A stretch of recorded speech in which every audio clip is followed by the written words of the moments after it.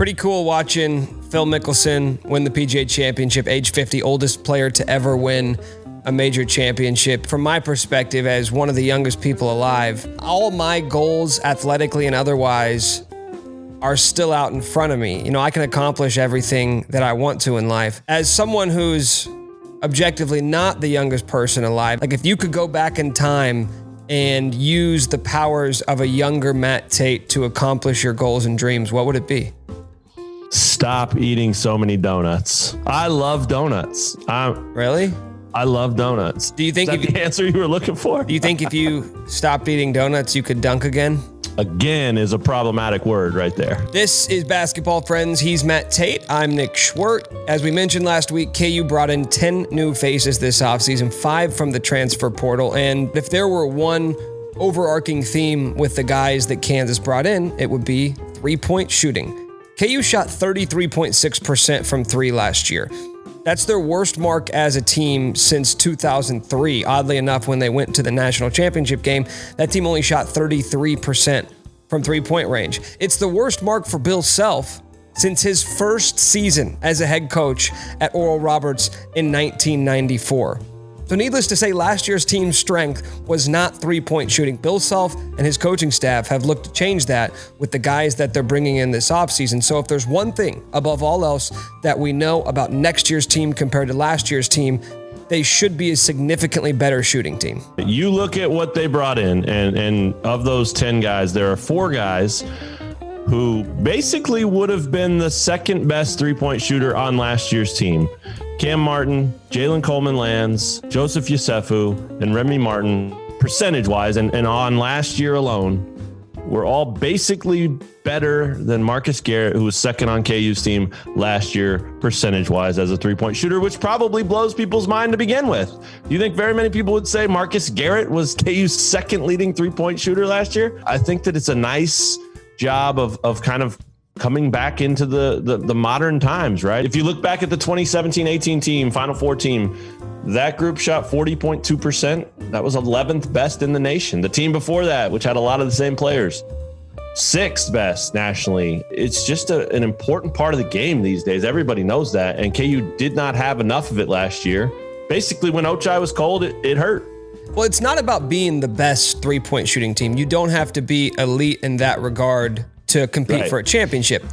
But I think you do need to be able to get hot and essentially obliterate a team with your outside shooting. Think about how many times that happened against Kansas last year. You think back to the Texas game. They went 12 of 26. West Virginia went 11 of 21. USC, in the game that knocked them out of the tournament, went 11 of 18 from three-point range. If you have the ability to knock down 60% of your shots from deep in a game, you're going to be really tough to beat, and that's just not a trait that Kansas possessed last year. All of those teams, they had guards that shot it, they had bigs that shot it, and that's what this Kansas roster has now. Cam Martin, 45% last year. Yeah, it was D2, but I think it translates. Zach Clemens, another guy that can shoot the ball, a stretch 4 who was a big 6'10" dude.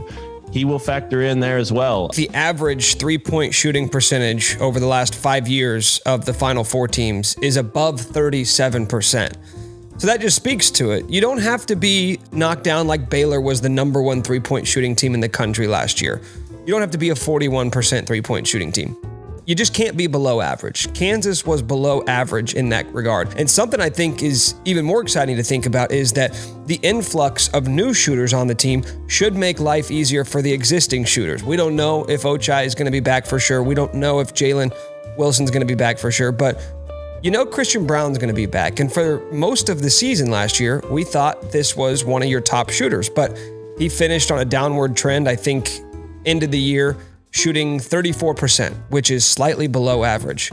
Don't you think that the addition of playmaking guards like Remy, like Joe Yesufu, and just the fact that you're going to be able to spread the floor more with more shooters is going to create more shooting opportunities for the guys who are already there? So that's exciting too, the idea that the guys who are already there could see an improvement in shooting just because of the additions that you're making. Yeah, there's no question. You just have to look back to the season before, right? 2019-20, when Devon Dotson, a playmaking guard like that, can break guys down, get his shoulders past people. Who got the benefit of that? Ochai got open shots. Isaiah Moss got open shots. Christian Brown got open shots. And obviously part of that was Udoka too. I mean, everybody collapsing and opening it up that way. But either way, it's complementary, and it's something that helped that team as a three-point shooting team that also didn't have a ton of great shooters. I mean, Devon Dotson wasn't a great shooter. Marcus Garrett was a big part of that team, wasn't a great shooter. You know, Ochai hadn't come into what he has become as a great shooter.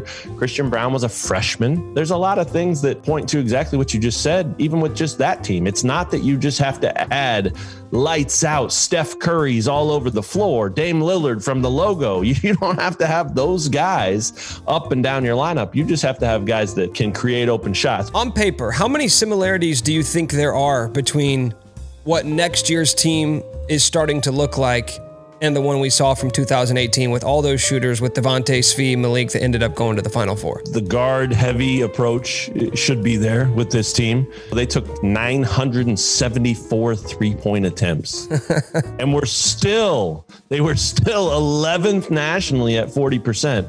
I don't care how much you like this team. I don't think anybody's expecting 974 attempts.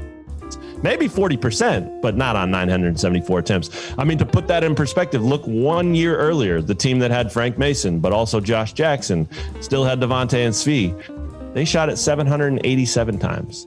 So almost 200 more attempts the very next year. I think that team is untouchable. I don't think you'll ever see another Kansas team that can rival that team when it comes to three-point shooting. But stylistically, maybe that's what you're talking about, how this team plays, how there are guards out there. We haven't even talked about Jalen Wilson. He shot, I think, 33% last year. It's possible that if Jalen's back, if Ochai's back, if Christian Brown takes that next step, and then all these guys that we just talked about are what we think they are, yeah, you could be onto something there. I mean, that would be 7-8 legitimate three-point threats on a roster where you only play 4 of them at a time at the most. That's pretty amazing to think about. I think Cam Martin said it best when Cam Martin joined us here on this very internet program. What'd he tell us? He said, you know what? A lot of teams have good athletes, have good players, but what do you need? You need bucket getters. I was just watching some of these NCAA tournament games, and there was some upsets. And I felt like the teams getting the higher seeds, they had a lot of athletes, but they were struggling scoring the basketball. They were having trouble making shots, hitting threes. The spacing on the floor was just bad. And I think you need dudes like the guy from ORU, the point guard. Yeah. You need some guys like that can just put the ball in the hole. That's what they do. I feel like sometimes people see somebody and they're like, oh, this kid's really athletic. He dunks the basketball. He's great. And he is, but they also need people that can then shoot, space the floor, do different things. You know, with our luck, all this talk about three-point shooting and how that's going to be the identity of the team, all that means is that everything is going to revolve around David McCormick getting 12 to 15 shots a game in close, Big 12 Player of the Year. They tried that last year. It didn't go well. Run it back.